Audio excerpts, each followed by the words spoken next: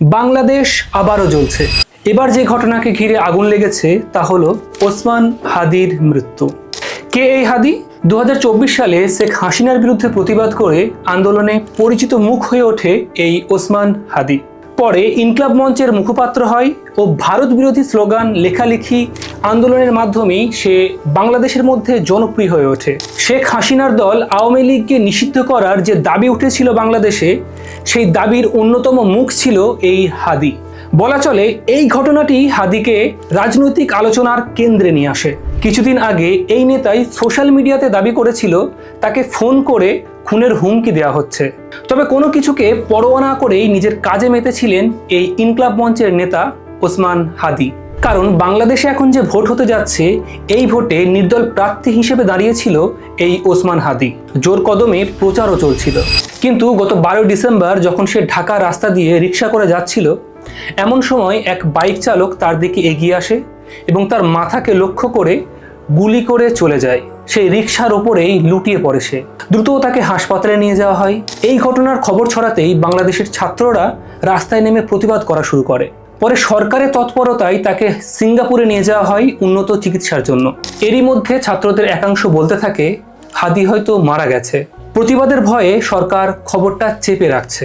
18 তারিখ তার মৃত্যু সংবাদ শোনার পর বিক্ষোভে ফেটে পড়ে জনতা।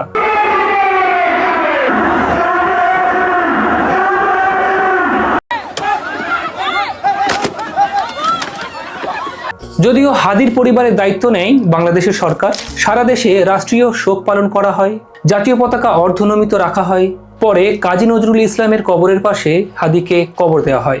আগে যেমন স্লোগান ছিল তুমি কে আমি কে, রাজাকার রাজাকার, এবার রাস্তায় স্লোগান উঠতে থাকে তুমি কে আমি কে, হাদি হাদি।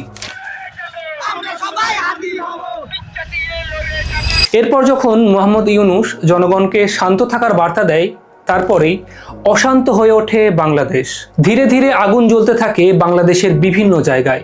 প্রথম আলো, ডেইলি স্টারের মতো মিডিয়ার অফিসগুলোতে ভাঙচুর করে আগুন লাগিয়ে দেওয়া হয়।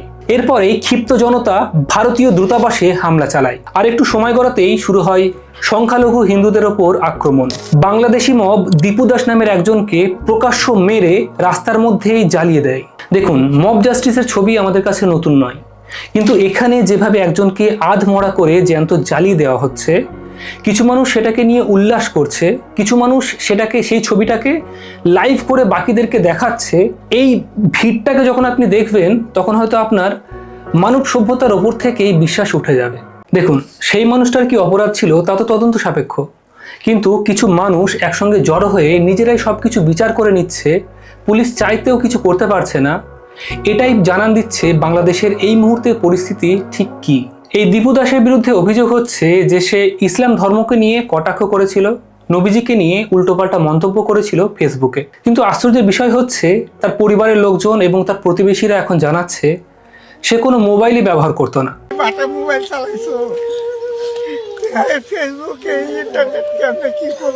তবে এখন যে তথ্য সামনে আসছে তা হলো এই মানুষটিকে ইচ্ছাকৃতভাবে মারা হয় এবং তারপর তাদের সেই ভুলকে জাস্টিফাই করার জন্য এই মিথ্যে ধর্মের অ্যাঙ্গেলটা মানুষের মধ্যে ছড়িয়ে দেওয়া হয়।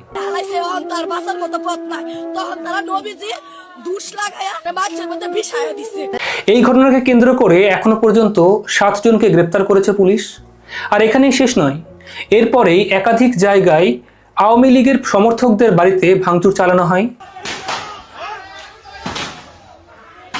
শেখ মুজিবুর রহমানের বাড়িতেও ভাঙচুর চলে, যে বাড়ি আগেও ভাঙা হয়েছিল। দেখুন, শেখ হাসিনার পদত্যাগের পর বাংলাদেশ একাধিকবার উত্তপ্ত হয়েছে। কখনো মনীষীদের মূর্তি ভাঙা হয়েছে, তো কখনো কাউকে ভাত খাইয়ে মেরে ফেলা হয়েছে। কখনো বাউল শিল্পীদের উপর হামলা হয়েছে, তো কখনো সাংস্কৃতিক শিল্পীদের উপর হামলা হয়েছে। কখনো চিন্ময় কৃষ্ণকে বেল না দেওয়া, তো কখনো ইস্কনের উপরে হামলা। বেশ কিছু ঘটনায় পুলিশ উপস্থিত থাকলেও পুলিশ তা আটকাতে পারেনি। পুলিশ এই সমস্ত ভাঙচুর, হানাহানি, মারপিট আটকাতে পারেনি না আটকাতে চায়নি তা আপনারা ভেবে নেবেন। তবে ওখানকার পুলিশই বা কি করবে? এখন সরকারের বিরুদ্ধে কেউ কোনো কথা বললেই একদল মানুষ গিয়ে তাকে মেরে আসছে, যদি তাকে না পাওয়া যাচ্ছে তো তার বাড়ি ভাঙচুর করে আসছে। এখন বাংলাদেশে ভারতের বিরুদ্ধে কেউ কিছু বললেই জনতা তাকে মাথায় করে নাচছে। সেই কথায় তথ্য যুক্তি থাকার দরকার নেই, একটু আবেগ থাকলেই হবে।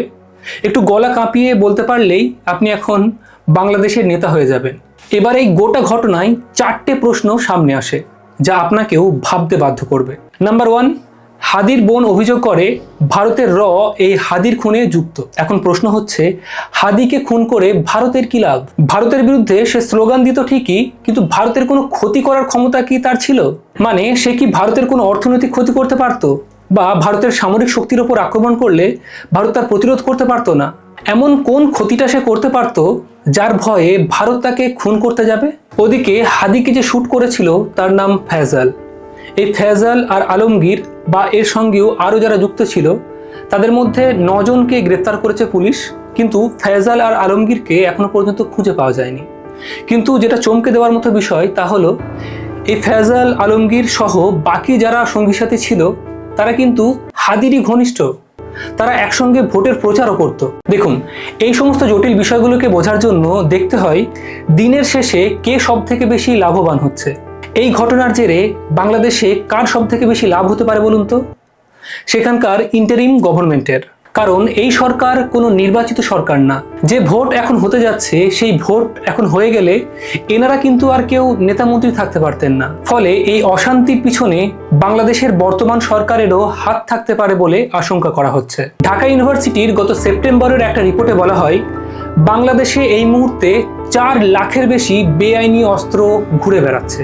ফেব্রুয়ারি মাসে যে ভোট এখন হতে যাচ্ছিল সেই ভোট যে কতটা শান্তিপূর্ণ হতে পারে তা নিয়েও আশঙ্কা করেছিল এই রিপোর্ট। এই অশান্তি সৃষ্টি হওয়ার কিছুদিন আগেই বাংলাদেশের এক নেতা প্রকাশ্য এসে জানায় যে বাংলাদেশি নির্বাচনকে পিছিয়ে দেওয়ার জন্য কিছু মানুষ ষড়যন্ত্র করছে, আর সেই মানুষগুলো মূলত বিভিন্ন রাজনৈতিক দলের নেতা। আর বাংলাদেশের এই ভোটকে স্থগিত রাখার জন্য কোর্টে মামলা পর্যন্ত করা হয়েছে। হাদি খুনের এই মামলার তদন্ত করতে গিয়ে সেখানকার বেশ কিছু পুলিশ কর্তাকে পর্যন্ত গ্রেপ্তার করা হয়েছে। পয়েন্ট নম্বর 3, হাদি ও নেতৃত্ব। ওসমান হাদি বাংলাদেশের পরিচিত মুখ ছিল ঠিকই, কিন্তু তার মৃত্যুতে এত বড় বিক্ষোভ দেশ জুড়ে, এটাও কিন্তু একটা প্রশ্নচিহ্ন হিসেবে দাঁড়িয়েছে। মানে বিএনপি বা জামাতের কোনো বড় নেতার মৃত্যুতে যদি এরকম বিক্ষোভ দেখা যেত তাহলে কিন্তু কিছুটা স্বাভাবিক বলেও মেনে নেওয়া যেত, কিন্তু হাদির মৃত্যুতে গোটা দেশ জুড়ে এই প্রতিক্রিয়া এটা ভাবতে বাধ্য করছে যে এর পিছনে কোনো উস্কানি নেই তো। পয়েন্ট নম্বর 4, বাংলাদেশ কি এবার নেক্সট সিরিয়া হতে চলেছে? হাদির মৃত্যুর খবর আসার আগেই ফেসবুকে আলোচনা শুরু হয়ে গেছিল যে হাদি যদি মারা যায় তাহলে কার কার ওপর আক্রমণ চালানো হবে। হলেও তাই। তবে বেশ কিছু জায়গায় এমন কিছু ছাত্রদেরকে মারা হয়েছে যারা জুলাই অভ্যুত্থানে যুক্ত ছিল। শেখ হাসিনার বিরুদ্ধে তারা প্রতিবাদ করেছিল, পরে তারা অন্যান্য রাজনৈতিক দলে যোগ দিয়েছিল। এবার এই ঘটনার পর তাদের উপরেও আক্রমণ হয়। এমনকি বামপন্থী সংগঠন, বেশ কিছু সাংস্কৃতিক সংগঠন যারা শেখ হাসিনার বিরুদ্ধে প্রতিবাদ করেছিল, এখন তাদের ওপরেও আক্রমণ করা হচ্ছে। এবার প্রশ্ন হচ্ছে, বাংলাদেশ ধীরে ধীরে সিরিয়া বা ইরাকের মতো হয়ে যাচ্ছে না তো, যেখানে বছরের পর বছর গৃহযুদ্ধ চলে? এই ঘটনাকে কেন্দ্র করে বেশ কিছু ছবি, ভিডিও ভাইরাল হয়, আর এরই সঙ্গে ভাইরাল হয় এই ছবিটা, যেখানে বলা হয় বাংলাদেশের পলিটিক্স থেকে দূরে থাকুন, পারলে বাংলাদেশ থেকেই দূরে থাকুন।